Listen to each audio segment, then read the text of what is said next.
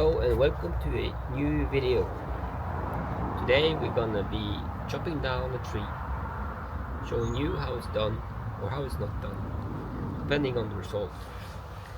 So keep on watching if you are interested in seeing the result.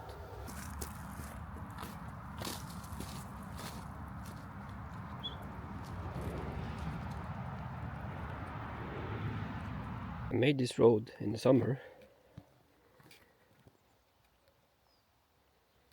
and I'm very curious if it will hold my tractor when I'm gonna take down the lumber.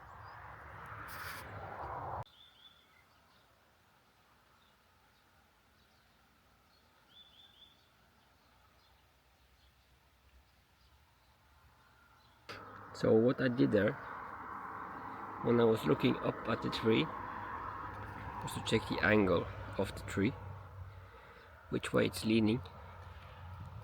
And in this case, pretty much all trees, because it's in a hill, are leaning towards the hill,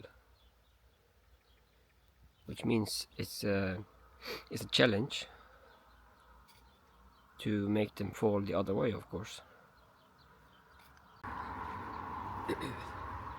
How we want to tackle that is we use these chisels, wedges, or in Norway we call it chile, and we put this inside the tree when we start cutting. That way we can have a control on how we make the tree fall, but it's not foolproof, so you have to be careful. So what you want to do first is to make a cut on the side you want the tree to fall. It's a 45-degree cut like this. I want it to fall parallel with the road, so it doesn't block the road, but if it does, it's not the end of the road. As long as it goes that way for me, it's okay. So how you do that? Hold the chainsaw like this, you find the direction you want it to fall. I want it to fall like this. And I take it 45 degrees and make it just so. There you can see I made a cut direction I wanted to fall, and I wanted to fall between the parallel to the road so I can easily pick it up by the tractor.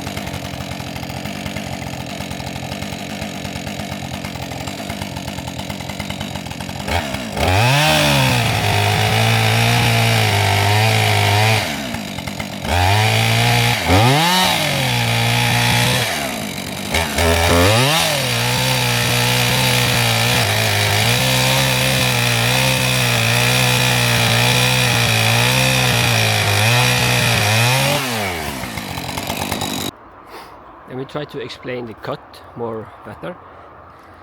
You see this hinge? This one is very important. We don't saw through, because this is literally what hold the whole tree from going that way or that way. Without this, it's very hard to control it. And what we do, we make the cut here for the direction we want it to fall. And in this case, we put the saw in here, take half the tree. I did a little bit more than half this time, but ideally it's half the tree. And you take it in and out. And you see what I did in the beginning. I take a mark around the whole tree to more easily see where to put the saw.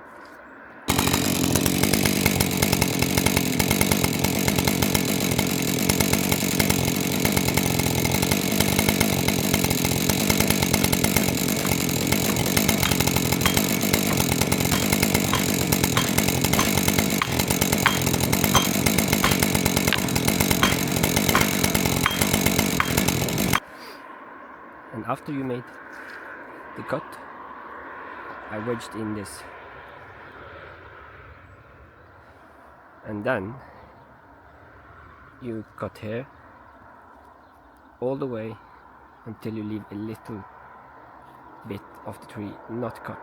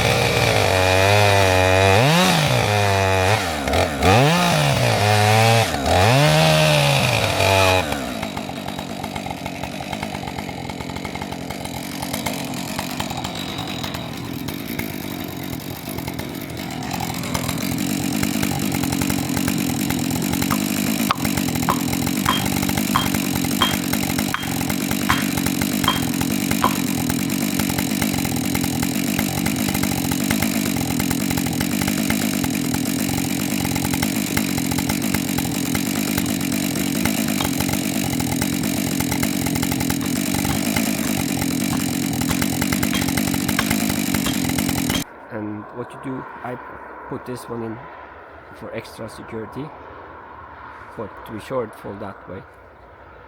But you need to be careful also to not put too much pressure here, because you can take this one out. Mine hinge is a bit too small here actually. Should be like this at least. Depends on the size of the tree, of course. So after I did this, then I was kind of sure where it would fall. Then I made a final cut.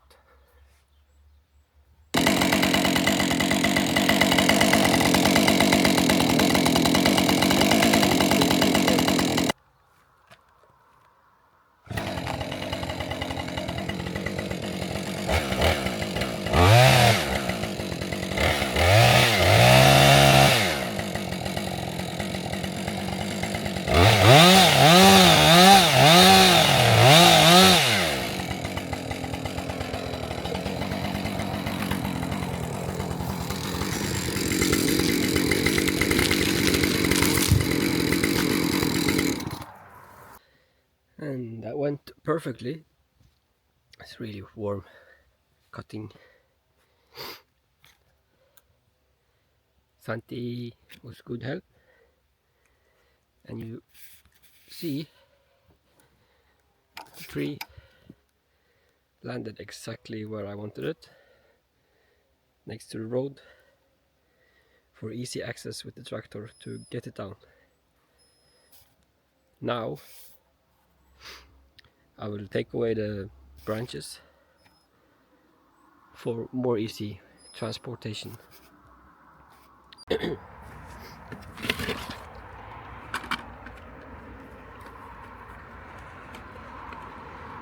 What you want to do when you take out the branches is you try to keep the saw on the log away from your legs at all times. This is the most dangerous operation of making firewood and taking out trees, is to take away the branches. The most accident happens during this process.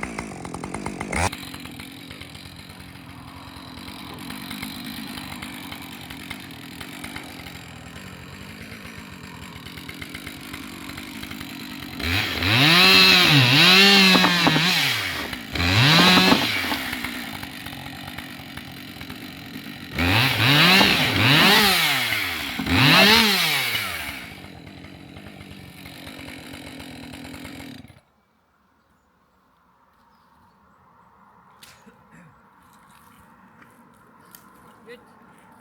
Check it good. Check it. Come on. Come on. Come on. Yeah. Come on. Oh, check it. Check it good. Yeah. Check it.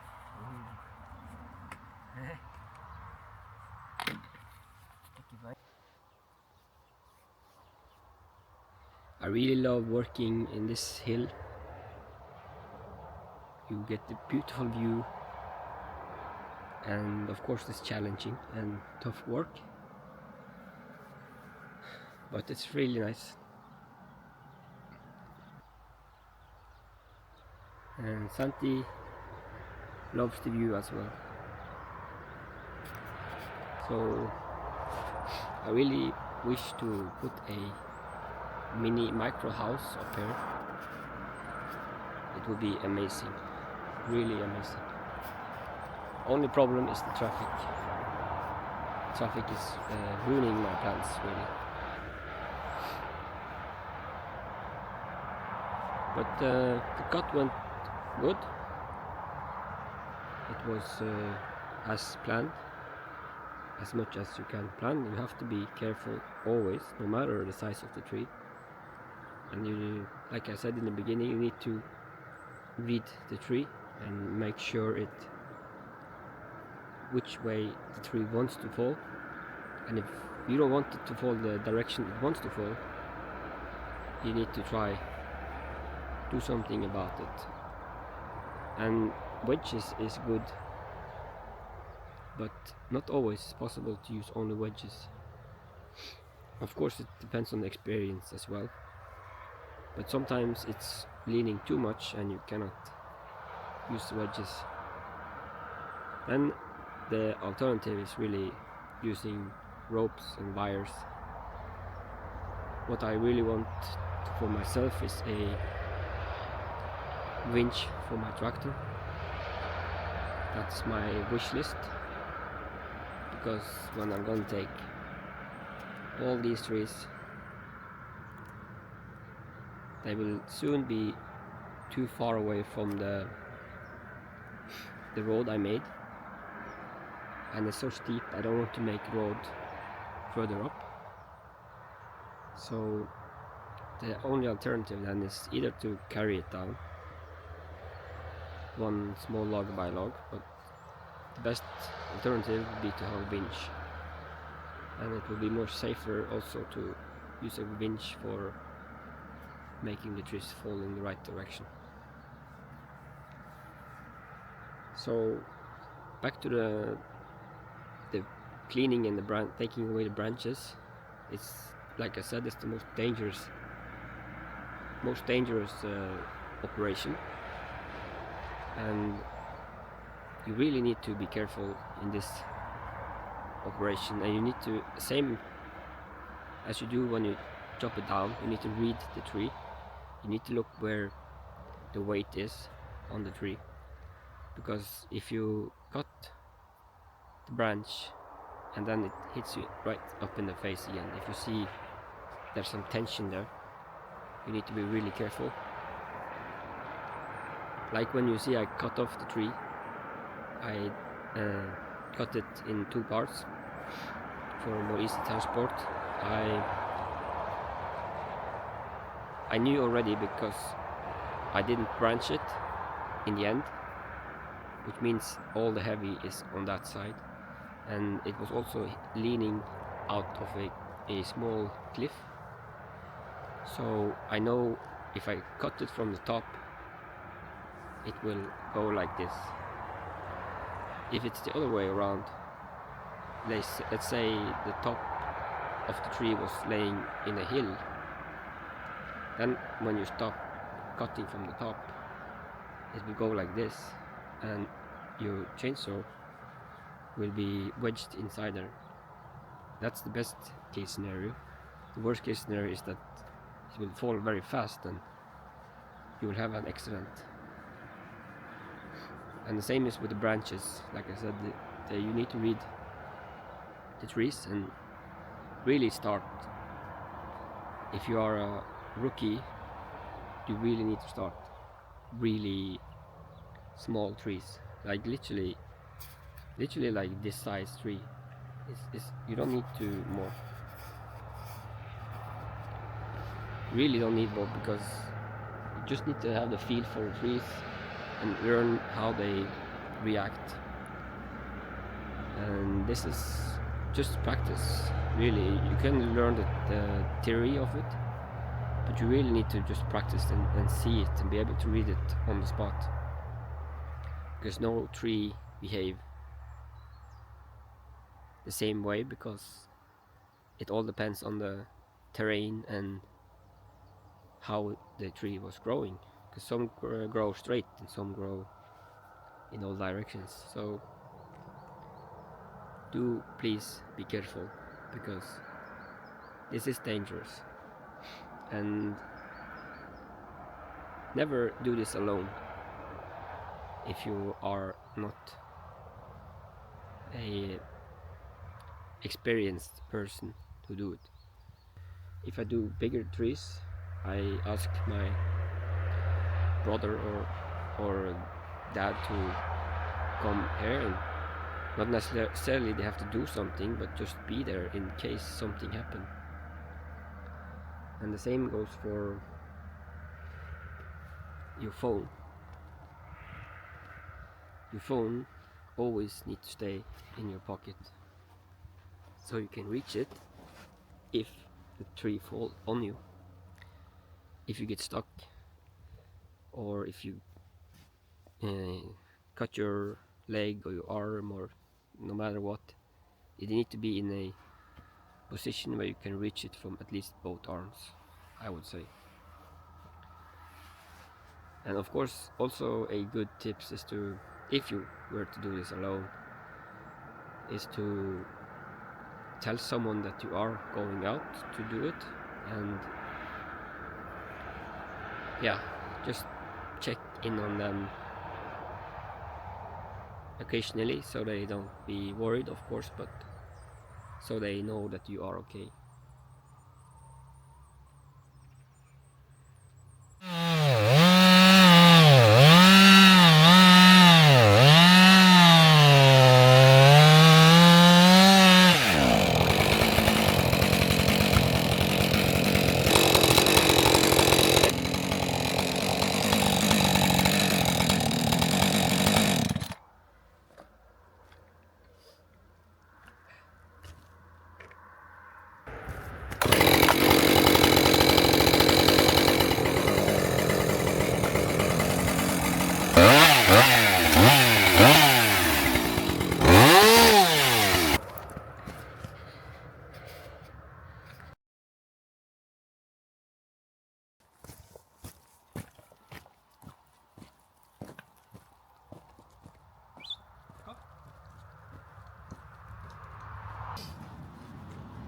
So that's how you chop down a tree safely.